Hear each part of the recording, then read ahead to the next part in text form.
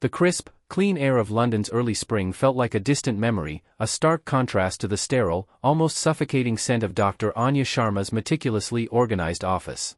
Her phone, usually a beacon of calm, vibrated with an urgency that immediately caught her attention. An encrypted message, a rarity, flashed across the screen from an old, trusted contact within the labyrinthine network of European psychiatric specialists. The subject line, stark and unsettling, simply read, "Urgent consult, Romanian Monastery." Anya, a brilliant forensic psychiatrist whose reputation was built on an unwavering commitment to logic and a chilling ability to dissect the darkest corners of the human mind, felt an immediate, unwelcome prickle of unease. Cases like this, shrouded in such an opaque veil of secrecy and hinting at the inexplicable, rarely found their way to her desk. The accompanying preliminary report, a terse summary of horror, detailed a disturbing pattern. Several nuns at a remote Transylvanian monastery had either vanished without a trace or succumbed to severe, unexplainable hallucinations that invariably culminated in tragic, self-inflicted deaths. The official diagnoses whispered of mass hysteria, perhaps even a localized environmental toxin, but the underlying tone of the report was one of baffled, almost desperate helplessness. Anya, despite her deep-seated skepticism toward anything that dared to venture beyond the realm of scientific explanation, felt a strange, undeniable pull.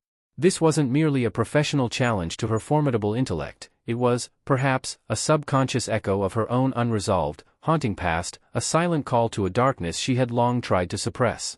Days later, the winding, treacherous roads of the Carpathian Mountain seemed to stretch endlessly, each curve swallowing their rental car deeper into a primeval landscape. Beside Anya, Detective Ben Carter, a seasoned Romanian police officer whose weathered face and no-nonsense demeanor spoke volumes of years spent grappling with tangible, gritty crime, gripped the steering wheel with white knuckles. He was a man of facts, of evidence, and his skepticism, unlike Anya's, was rooted in a pragmatic disbelief in anything that couldn't be fingerprinted or photographed. Another one of these faith cases, doctor, he'd grumbled earlier, a cynical edge to his voice. Always ends up being a bad batch of mushrooms, too much solitude, or a simple case of fraud. Never anything else. His words hung in the air, a futile attempt to dispel the growing sense of dread that permeated the landscape. Their destination loomed out of the swirling mist like a specter from another age, an ancient, monolithic monastery, its formidable stone walls stained with centuries of rain, shadow, and untold stories. It looked less like a sanctuary and more like a fortress, a place designed to keep things in, or perhaps, out.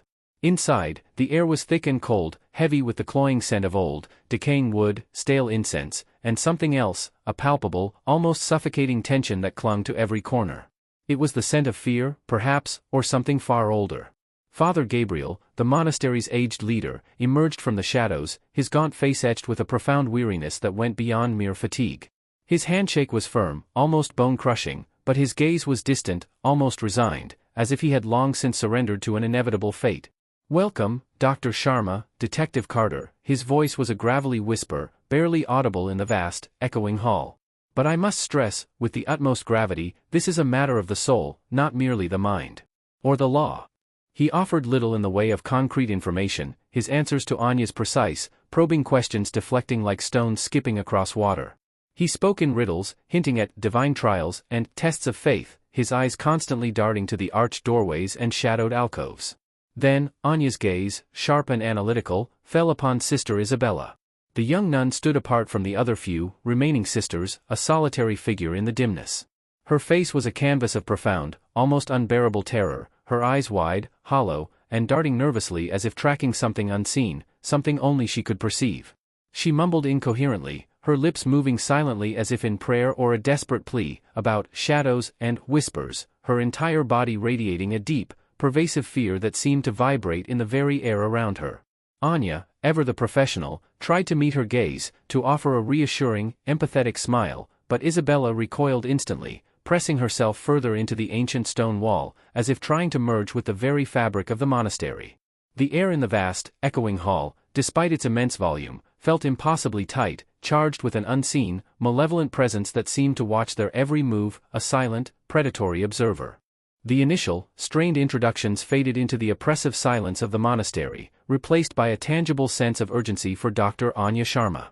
Her primary objective was clear: to systematically interview the remaining nuns, to gather facts, to find the logical thread in this tangled web of fear. She began with Sister Maria, an older woman whose perpetually anxious expression seemed etched onto her face, a permanent mask of dread. Maria spoke in hushed, trembling tones, recounting a bewildering tale that defied easy classification. She described whispers that called her name, insidious and persistent, echoing not from the ancient stone walls but from deep within the confines of her own mind. These weren't mere auditory hallucinations, they were intimate, invasive, often luring her towards forgotten corners of the monastery. Maria also detailed shadows that danced at the periphery of her vision, tall and gaunt, fleeting glimpses of a figure clad in a nun's habit, always just out of focus, always vanishing the moment she tried to confront it directly. "It's always there, Doctor," Maria whispered, her eyes wide with terror, watching. Waiting. Most disturbingly, Maria pulled back the sleeves of her worn habit to reveal angry bruises and angry red scratch marks on her arms and neck, appearing overnight with no memory of how they got there. "I wake up like this," she confessed, tears welling in her eyes, "like something has been holding me down." Anya meticulously documented every detail, her pen scratching against her notepad, noting the uncontrollable tremor in the nun's voice and the wild, desperate light in her eyes. It quickly became chillingly apparent that Maria's testimony wasn't an isolated incident. Other nuns, when gently pressed, shared strikingly similar, unsettling experiences.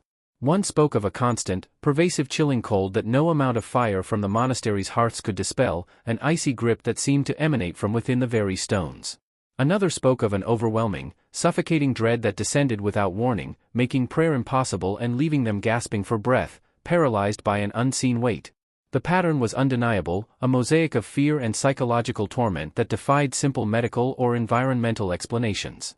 This wasn't merely mass hysteria, it was something far more insidious, a creeping invasion of the mind and body, a deliberate act of terror. As Anya delved deeper into her interviews, spending hours poring over the vague medical records and interviewing the increasingly withdrawn sisters, the monastery itself seemed to awaken to their presence, almost as if sensing their intrusion. The subtle signs began almost immediately, then steadily escalated.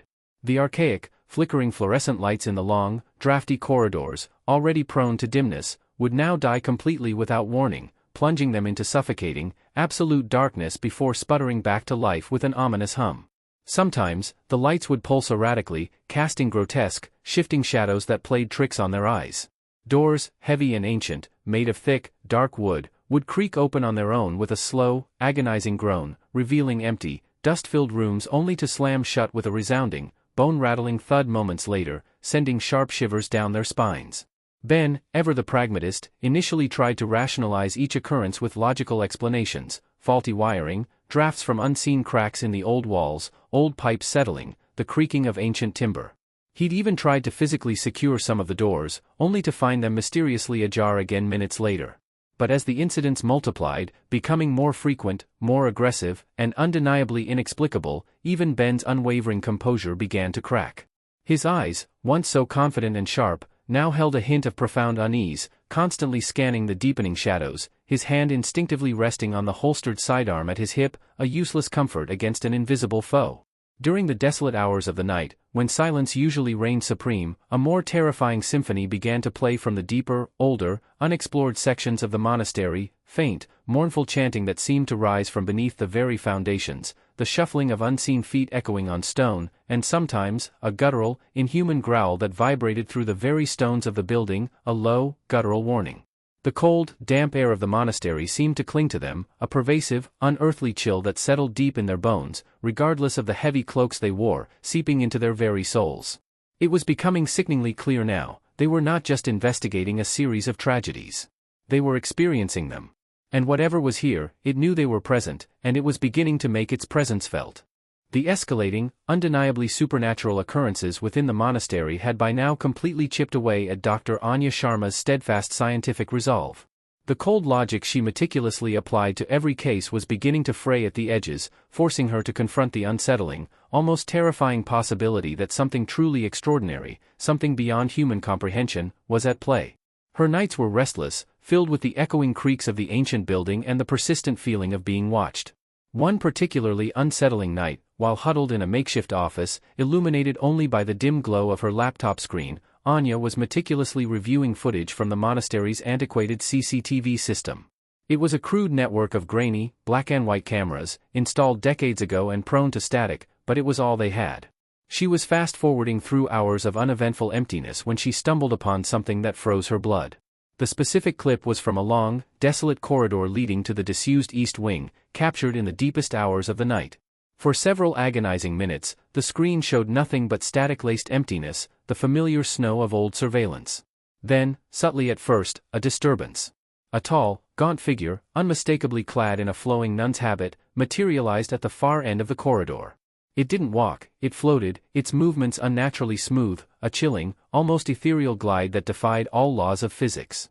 The figure was a shadowy blur against the already dim backdrop, its features obscured by the cowl of its habit, but its presence was undeniable, a palpable void in the mundane recording. It moved with a terrifying, silent grace, covering the vast length of the corridor in mere seconds, before disappearing into a doorway with a speed that left Anya breathless. She hit rewind, then replay, again and again, scrutinizing every pixel, desperately searching for a trick of light, a faulty lens, a logical explanation. But there was none. It wasn't a glitch, or an animal, or a human being, it was a tangible, undeniable presence, a spectral entity caught unequivocally on tape. As the phantom nun vanished from the screen for the final time in the loop, Anya felt an icy breath against her ear, despite being alone in the room. This was followed by a faint, sibilant whisper that seemed to emanate directly from the ancient, stale air itself, slithering into her consciousness, clearly and unmistakably calling her name, Anya. It was barely audible, a mere breath of sound, yet utterly clear, and it sent a jolt of pure, primal terror through her, triggering a forgotten tremor deep within her very bones. The rational world she knew was crumbling around her. The profoundly unsettling encounter cemented Anya's new, terrifying resolve. This was unequivocally beyond the realm of psychiatry, it demanded a different kind of investigation, one that acknowledged the impossible. She knew Ben, despite his discomfort, was with her. They shifted their focus from the futile interviews with the terrified sisters to the monastery's forgotten, forbidden history. The archives, located in a damp, musty cellar beneath the chapel, felt less like a library and more like a tomb of buried secrets. The air was thick with centuries of accumulated dust, clinging cobwebs, and the cloying scent of decaying parchment. They spent hours, then days, poring over brittle, handwritten manuscripts, enormous, leather-bound ledgers, and faded, cryptic church documents. Most of it was mundane administrative detail, inventories, supply lists, daily routines, but then, Ben's surprisingly keen eye, sharpened by years of searching for hidden clues, spotted a section marked ominously, Forbidden Histories, by order of the conclave. Here, amidst dense theological debates and vague, cautionary tales of faith, they unearthed the chilling, whispered narrative of Sister Valak. The texts described her not as a saintly figure, but as a devout nun from the 17th century who, driven by an almost fanatical zeal to fight evil and cleanse the monastery, had descended into forbidden, esoteric rituals. The accounts grew progressively darker, detailing how her soul, instead of being purified or elevated, became irrevocably twisted and corrupted by the very darkness she sought to banish.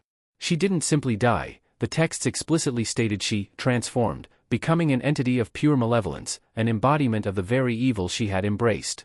This unholy transformation inextricably bound her to the monastery's very foundations, a living, breathing curse. The ancient records hinted at a desperate, brutal, and ultimately failed attempt by a desperate brotherhood centuries ago to contain her.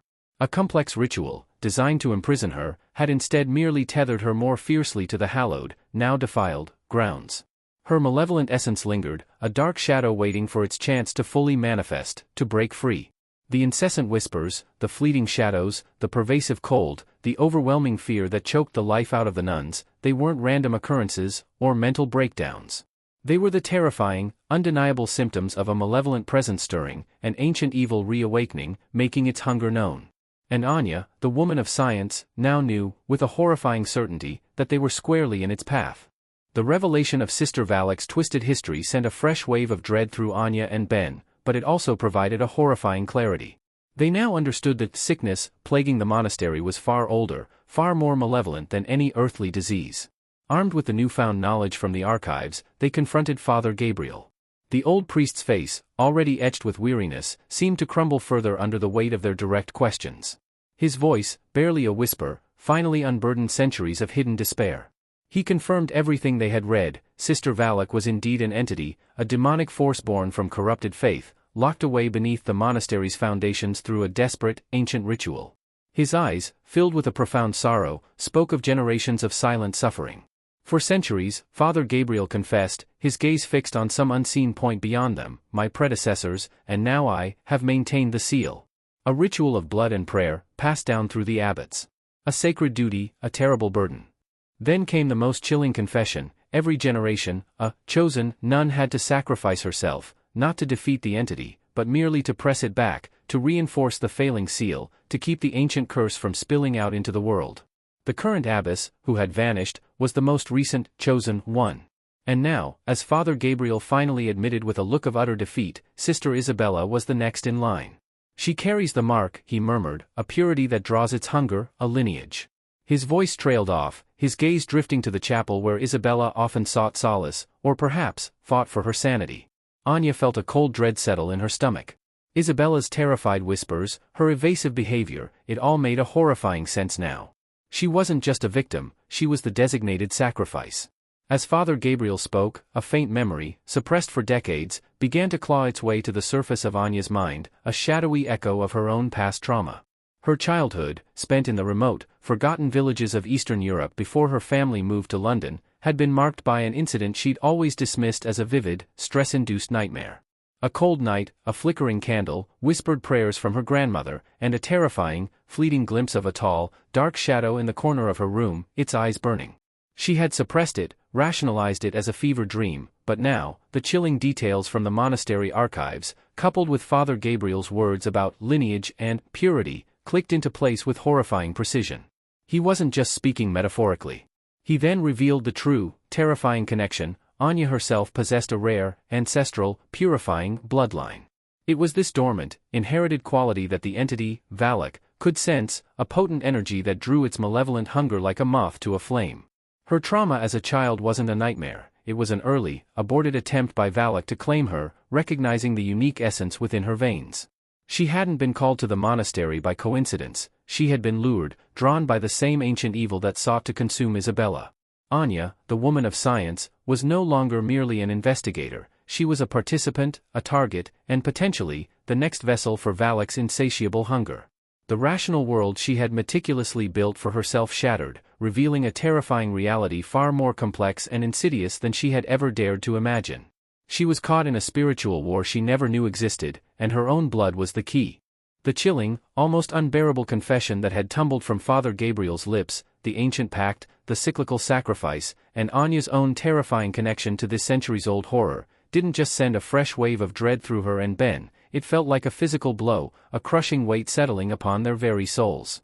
The revelation of Sister Valak's true nature, no mere ghost but a demonic entity of corrupted faith, and the horrifying clarity of the monastery's dark purpose, stripped away any lingering pretense of a rational explanation. Anya's scientific mind, her lifelong anchor in the tangible world, now felt like a fragile raft tossed in a storm of the inexplicable. She was no longer a detached observer, a logical analyst, she was inextricably, terrifyingly linked to the very heart of the evil she sought to understand, her blood a beacon in the encroaching darkness.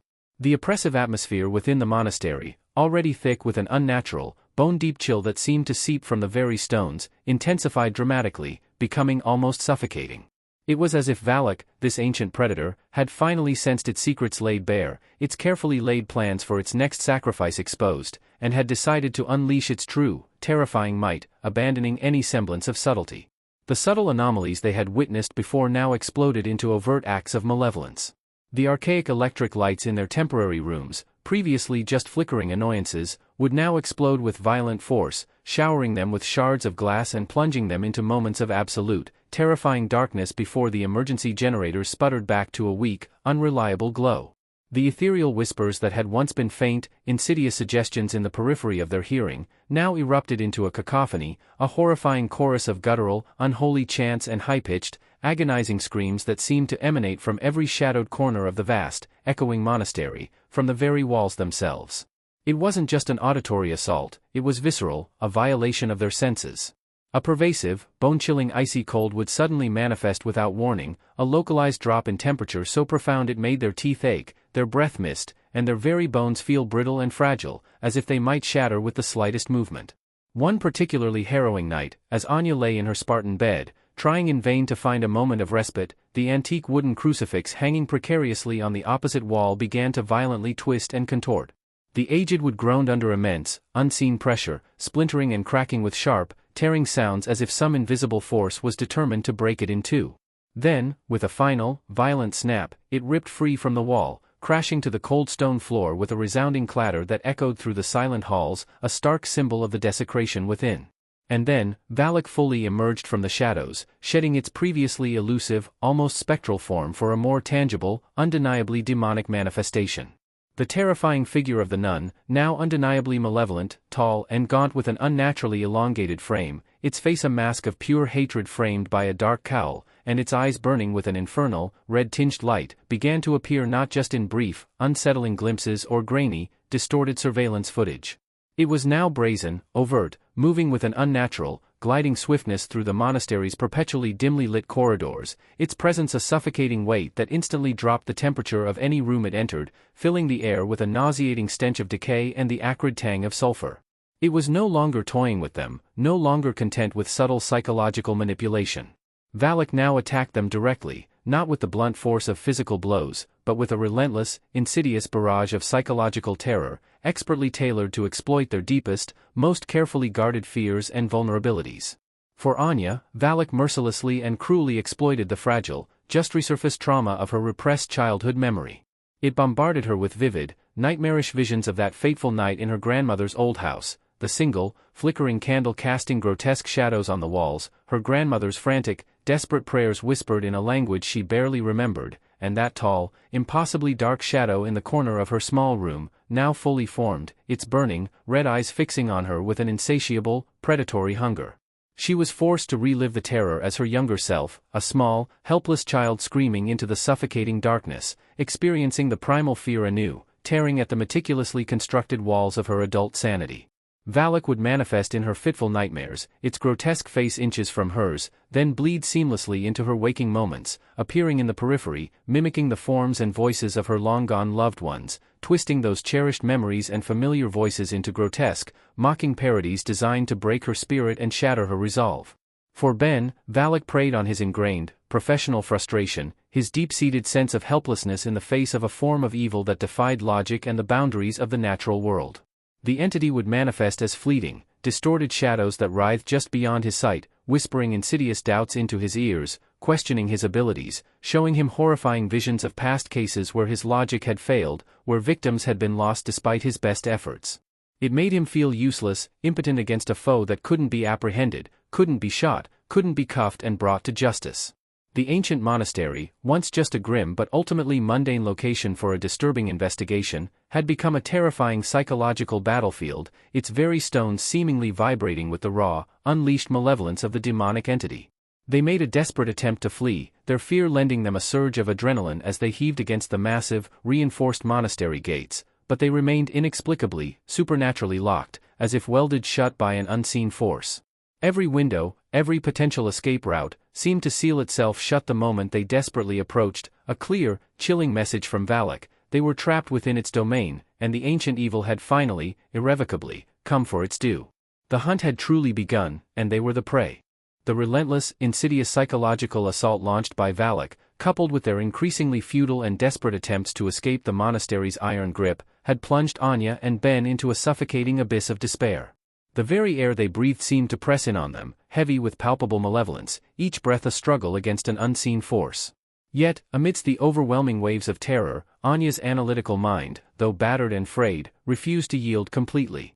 A stubborn, flickering flame of scientific curiosity and sheer human defiance refused to be extinguished. Valak's relentless, targeted focus on her own deeply buried past, combined with Father Gabriel's desperate, heart-wrenching confession about the monastery's dark secret, kept circling in her thoughts, forming a desperate, fragmented hypothesis. There had to be a way to fight back, a means not just to survive this waking nightmare, but to truly defeat this entity, to utterly obliterate its hold, rather than merely contain it within its ancient prison. He said, "Purifying bloodline," Anya muttered to Ben, her voice hoarse and raw from fear, exhaustion, and the perpetual chill that permeated every inch of the monastery.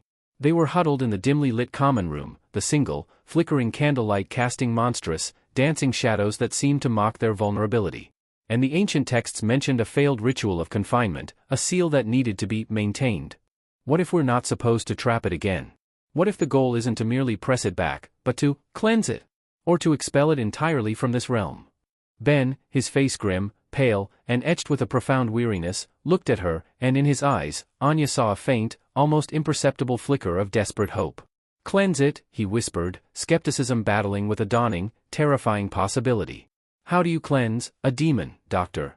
What kind of holy water are we talking about here?" Anya's gaze then fell upon Sister Isabella, who sat huddled miserably in a distant corner, trembling uncontrollably, her lips moving silently in a desperate, almost incoherent stream of prayers. Isabella, the chosen one, the designated sacrifice for this infernal cycle, held a crucial piece of the puzzle. Anya approached her carefully, her movements slow and deliberate, not wanting to startle the already traumatized nun. "Isabella," she began softly, her voice an attempt at calm in the swirling chaos. "Father Gabriel spoke of an artifact. Something used in the old rituals. Something powerful. Do you know of it? Have you heard any whispers?" Isabella flinched violently at Anya's voice, her eyes wide with unadulterated terror, but then, a flicker of understanding, perhaps even a desperate, fragile hope, crossed her haunted face. She seemed to be weighing the risk of revealing such a secret against the horror of her inevitable fate. Finally, she whispered, her voice barely audible, of a sacred relic, an ancient cross, hidden in the deepest, most secret part of the monastery, the forgotten catacombs beneath the main chapel, a place sealed off for centuries, known only through hushed legends. She spoke of its power in hushed, reverent tones, recounting fragmented stories she'd overheard of its ability to ward off shadows and cleanse the unholy, describing it as a desperate, last resort. With Isabella's terrified but undeniably vital guidance, a new, daunting path unfolded before them. Anya and Ben, now united by a shared, desperate purpose, ventured into the terrifying depths of the catacombs. The air grew colder with every step, heavier, filled with the cloying scent of damp earth, decaying stone, and something else, something ancient and malevolent. The catacombs were a suffocating labyrinth of crumbling passages, ancient crypts, and forgotten burial chambers, choked with thick, swirling cobwebs and the skeletal remains of long-dead monks. Every shadow seemed to writhe with unseen movement, every distant echo a phantom whisper designed to disorient and terrify. Valak, sensing their bold and dangerous intent, retaliated with a renewed, furious intensity. The very walls of the catacombs groaned and shifted ominously, as if the earth itself was protesting their intrusion. Dust rained down from the crumbling ceiling, creating ghostly plumes in the beam of their flashlights, and spectral figures darted from behind crumbling tombs, their silent, tormented screams echoing in the darkness, tearing at their sanity. As they navigated the terrifying, winding passages, they encountered their first direct, undeniable physical resistance from Valak. The entity manifested more concretely now, its skeletal, shadowed hand reaching out from the absolute darkness between crypts, attempting to block their path, to push them back, to physically impede their progress. Icy tendrils of unseen force wrapped around their limbs, attempting to immobilize them, to crush the flickering flame of hope they carried. Freezing whispers directly entered their minds, invading their thoughts, attempting to paralyze them with profound, paralyzing fear. The attacks were brief but visceral, each one a stark reminder of the immense power they faced. Finally, deep within a forgotten, untouched crypt, far beneath the chapel and bathed in a faint, ethereal glow that seemed to emanate from nowhere, they found it. Resting on a crumbling stone altar, exactly as Isabella had described in her trembling whispers, was a weathered, ancient cross, unlike any ordinary crucifix. It was crafted from dark, gnarled wood, intricately carved with symbols they didn't recognize, and it emanated a faint, almost warm light, a stark, comforting contrast to the oppressive, soul-chilling cold of the catacombs. It was clear that this was no mere symbol, it was the sacred artifact, imbued with an esoteric, purifying essence, a relic of immense power, perhaps the very object used in the original confinement ritual. Just as Anya reached out, her fingers trembling with a mixture of terror and exhilaration, a sudden, blinding flash of infernal light erupted from the deeper shadows behind the altar. Valak, in its most horrifyingly vivid and complete form yet, a towering figure of pure demonic wrath, lunged forward. Its burning, malevolent eyes were fixed not on Anya, but on Isabella, intent on claiming its designated sacrifice before they could possibly use the artifact against it. The entity's true desperation was evident, it knew precisely what the cross meant, and it would not allow its millennia-long reign of terror to end. The sudden, blinding flash of light and Valak's enraged lunge sent a primal jolt through Anya and Ben. This wasn't merely an illusion now, it was a raw, physical manifestation of pure evil, its intent clear, to claim Isabella before the sacred cross could be brought to bear. Valak moved with terrifying speed, its skeletal hands reaching for Isabella, whose screams were abruptly choked off as a shadowy force began to envelop her. The air crackled with malevolent energy, and the ancient catacombs seemed to groan in protest. Anya knew this was their only chance. Ben. Diversion. Give me time, she yelled, her voice cutting through the oppressive atmosphere. Ben, despite his own terror, reacted instantly. He emptied the remaining rounds from his service pistol at the fleeting form of the demon, the gunshots echoing like thunderclaps in the confined space.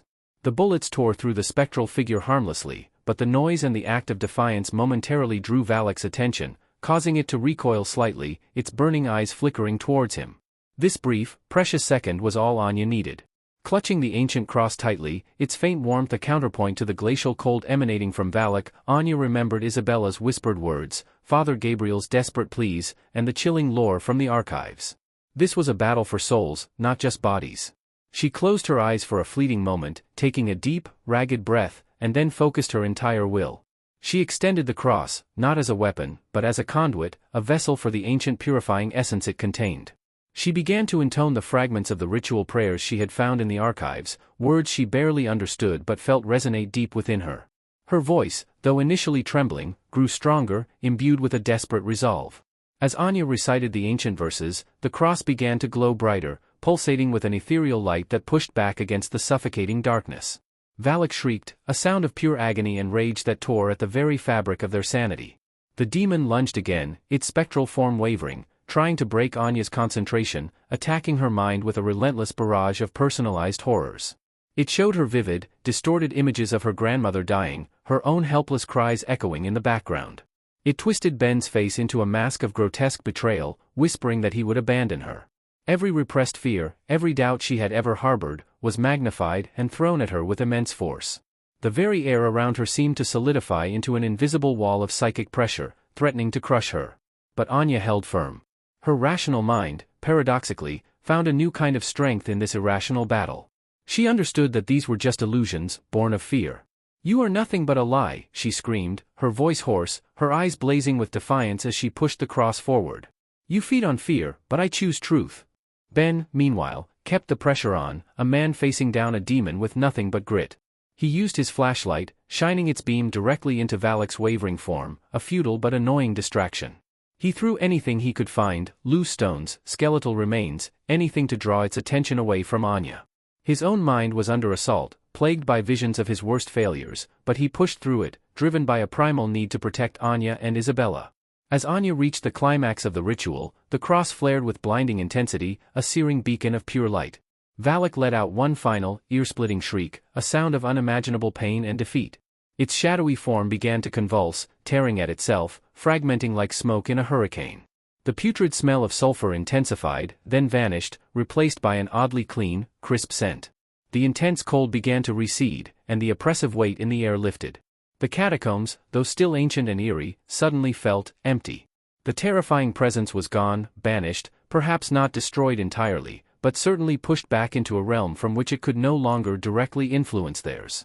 The silence that followed was profound, almost deafening after the cacophony of terror. The abrupt, profound silence that descended upon the ancient catacombs was almost more disorienting than the cacophony of terror that had preceded it. It wasn't the natural silence of a forgotten place, but rather a vast, empty quiet, a void left by something immense and malevolent. Anya, Ben, and Isabella stood panting, their bodies trembling uncontrollably, the last vestiges of adrenaline slowly receding to reveal the crushing, incapacitating weight of exhaustion. The unearthly, bone-deep chill that had permeated every stone of the monastery had begun its slow retreat, replaced by the damp, natural coolness of the ancient crypts.